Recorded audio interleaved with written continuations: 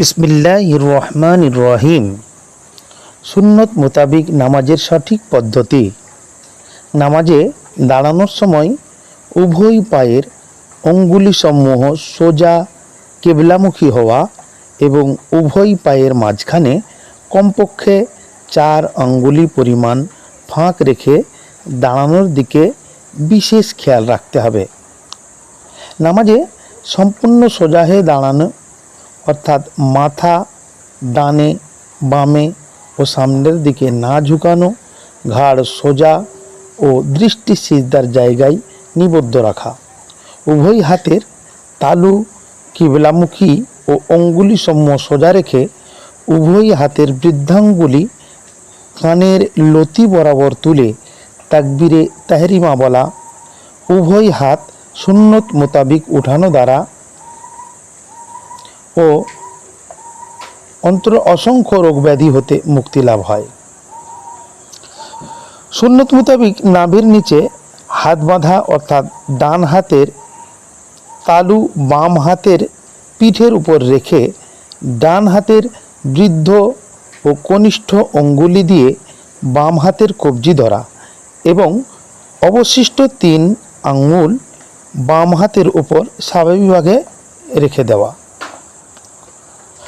সুন্নত মোতাবিক রুকুতে যাওয়া অর্থাৎ প্রথমত উভয় হাতের অঙ্গুলি সমূহ ফাঁক করে হাঁটুকে শক্তভাবে ধরা, মাথা ও কোমর একই সমান্তরালে অর্থাৎ কোনটা উঁচু নিচু না হওয়া, পায়ের নলা সোজা খাড়া রেখে পাঁজর থেকে বাহু পৃথক রেখে উভয় কোণই সোজা রাখা, দৃষ্টি পায়ের অঙ্গুলির প্রতি নিবদ্ধ রাখা, রুকু হতে সোজা হয়ে এই পরিমাণ দাঁড়ানো যেন শরীরের সমস্ত অঙ্গসমূহ স্বাভাবিক অবস্থায় ফিরে আসে এবং দৃষ্টি সিজদা স্থানে রেখে সিজদার দিকে যাওয়া।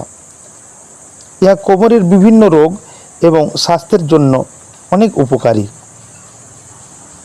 সিজদার যাওয়ার সময় প্রথমে হাঁটু বাঁকা করে এমনভাবে যাওয়া যেন সিনা ও মাথা আগে না ঝুঁকে, অর্থাৎ মাটিতে লাগার আগে পর্যন্ত কোমর সিনা ও মাথা সোজা থাকে। তারপর জমিনে হাত নাক অতঃপর কপাল রাখা, সিজদার অঙ্গুলি মিলিয়ে এবং চেহারা বরাবর উভয় হাতের মাঝে ফাঁক রাখা, উভয় পা খাড়া, অঙ্গুলি সমূহ কিবলামুখী, দৃষ্টি নাক বরাবর, পেট হতে উরু, বাহু হতে পাঁজর এবং জমিন হতে কোনোই ফাঁকা রাখা। সিজদায় সুবহান রাব্বিয়াল আলা দ্রুত না পড়ে ধীরে পড়া।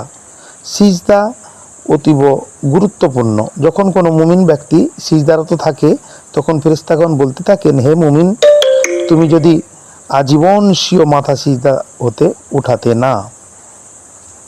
সিজদা হতে উঠে বাম পা বিছিয়ে ডান পা সোজা খাড়া এবং অঙ্গুলি সমূহ কিবলামুখী রেখে বসা, উভয় হাতের অঙ্গুলি কিবলামুখী করে হাঁটু বরাবর রাখা যেন লটকে না থাকে, দৃষ্টি হাতের উপরে থাকবে, 2 সিজদার মাঝখানে স্থির হয়ে বসা যেন শরীরের অঙ্গসমূহ স্বাভাবিক হয়। অতঃপর 2 রাকাত বিশিষ্ট নামাজের বৈঠকে শুধুমাত্র তাশাহুদ এবং শেষ বৈঠকে তাশাহুদ, দরুদ শরীফ ও দোয়া মাসুরা পড়বেন। এমনভাবে নামাজ পড়বেন যেন আল্লাহকে দেখছেন